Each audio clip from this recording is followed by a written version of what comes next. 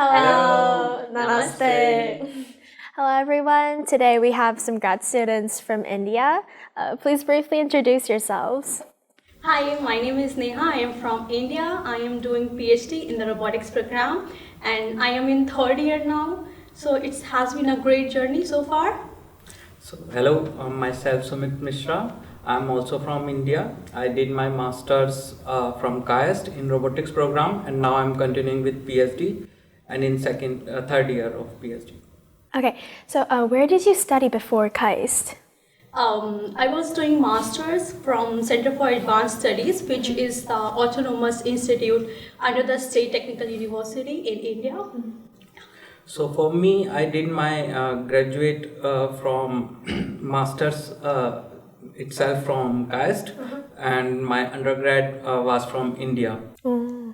So it might be a bit long time ago, but can you share your GPA with us from undergrad? Yeah, my GPA in undergrad was not good. It was around 2.3 out of 4.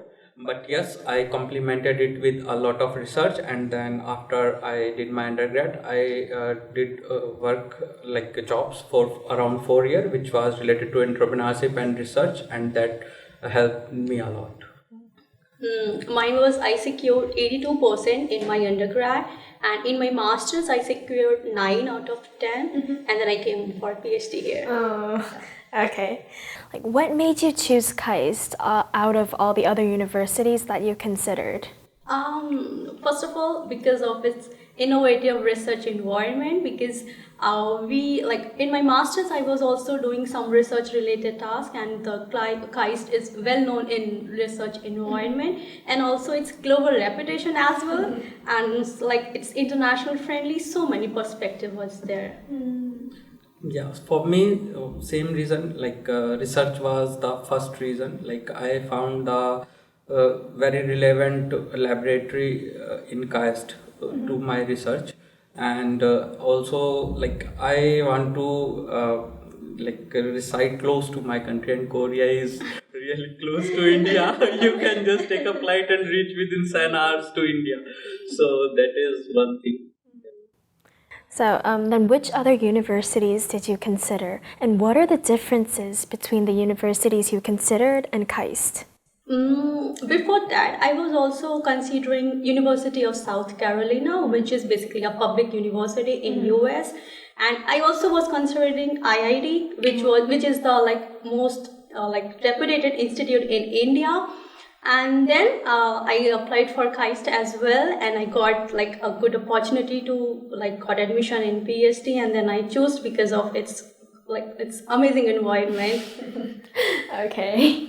Yeah, for me, I applied many university in states and I got admission. As I remember, I think University of Colorado Boulder I got admitted into, and I talked with other professors from universities from Australia and other. But I think the best suitable laboratory was the KAIST one. So I started here, and also the scholarship here is great. So I don't wanted to invest a lot in studies when I got the full scholarship here. So started. Yeah, so you mentioned the scholarship. Do you guys get scholarship from KAIST? Oh yeah, we have. I do have. I am on KAIST scholarship, so which gives full tuition fee and also a monthly stipend. So it's I don't need to worry about my expenses, and I can focus on my studies. That's cool. Yeah. Yeah, same thing. Like in my masters, I was getting the KAIST scholarship, and then again in PhD, I got the same KAIST scholarship. So yeah. Okay, so then I want to move on to campus life. Tell me about your campus life. How is your lab life and campus life? For me, it's amazing because I'm kind of person who involved in so many activities along with my lab research project. So I was working as a student assistant for ISSS. I also worked with IRT, which is International Relation Team, and I am also a student ambassador this year for India. So it's an amazing experience, and the best thing is because KAIST is known for its international collaboration, so I can contact and I can meet to lots of people. Many people come around the world, across the world actually. So it's a good opportunity to meet lots of people. So for me, yeah, the scenic beauty and the calm, this campus is very good. You just roam around and your mind will get calm. Like it's like too beautiful environment in the campus. The beautiful campus, right? So it's very large. Where is your favorite place to study or maybe relax?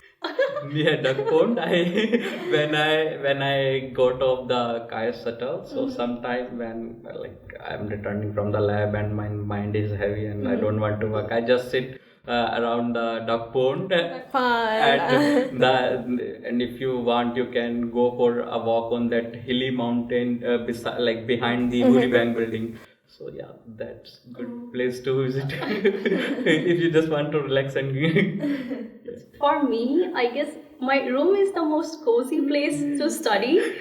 And if we talk about outside, not in my room, so I'll prefer there is a pond in Munji which is filled with so many fishes.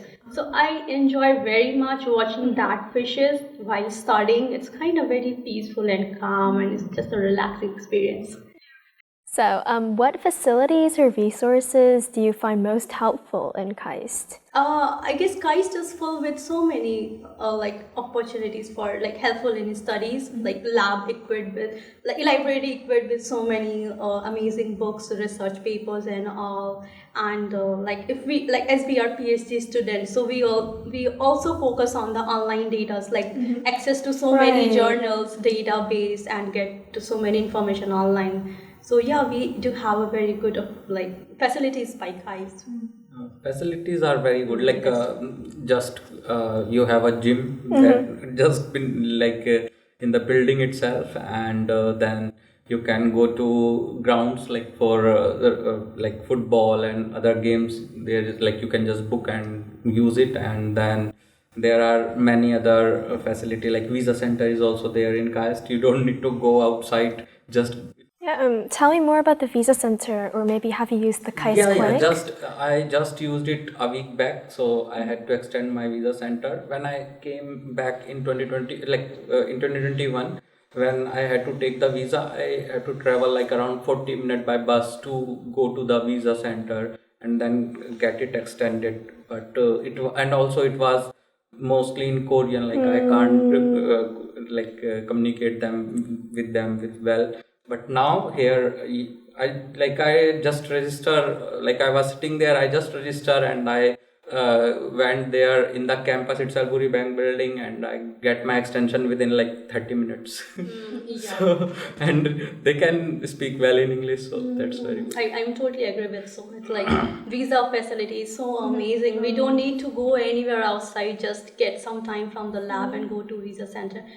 Where do you live? Do you live on dorm or off campus? Oh yeah, I live in Startup Village, which is run by K School. So it's like you need to propose some business idea. So I am also interested in kind of business. So we proposed that, and luckily our project got selected. Like not project, just a proposal, and we are now living in the Startup Village. It's amazing. Nice. So I'm living in the married apartment that is provided by Kai's Dormitory. So that is is also 2 BHK apartment with full facility, and yeah, the building is very amazing, and it's very good to be there. Actually, if I see outside, then the rent is quite low in the married apartment. So. So, like, how much did it cost? How much does the dorm cost? It's quite cheap for me. It's just 685K for a semester, which means like 115K for a month, and I don't need to pay electricity and all. So it's just So for me, it is around 250K per month, but for the full apartment, and electricity and water bill that is add-on. So it's in total it costs around 300. What is one thing that you wish you knew before you came to KAIST? I guess I was like my Korean skill was not zero, below zero. If there is any marking below zero, I can say that. So I wish if I could knew few words before coming to Korea, that would be more helpful. But I don't think it's that much important. For me, I think that before registering the courses, when I started the KAIST, the masters, so I registered those courses which are all kind of like full of heavy tasks. So like if someone is starting their KAIST journey, so they should ask their lab mates like which course to register, and accordingly divide the like these kind of time taking courses like throughout the semesters, rather than taking one like all in one semester. What is your next chapter of life? What's after KAIST? I wanted to be a professor, which is my ultimate end goal. To achieve like professorship, I'll go for postdoc to get some more experience in research. Maybe I'll have more experience to be a good professor. So that's my end goal. For me, I want to do a research job, maybe in big tech like Google, Samsung, or something like that. So yeah, I want to move back to India and search for like job, research job, R&D job. So the next questions are for like future grad students who want to apply to KAIST. Why would you tell them to choose KAIST? And can you give some pieces of advice or like tips for them? Yeah, so KAIST is like very like innovative and what you say, like full of like there are many resources that you can use here. And if you want to join KAIST, then probably you should have some research experience, maybe publish one or two papers before thinking of starting grad school here, and also try to reach out professors a little like early before application, so that you get good idea of lab and how research is going in the lab. So that's the And along with this research topic, I want to say like if you're applying KAIST, go ahead. It may be a hard journey, but it's like very worthy. It's very beautiful. It's amazing. Just apply and you will have the best time of your life here, I can say. That's a good piece of advice. I hope this was helpful for our viewers, and we'll see you next time. Bye. Bye. Felilinga.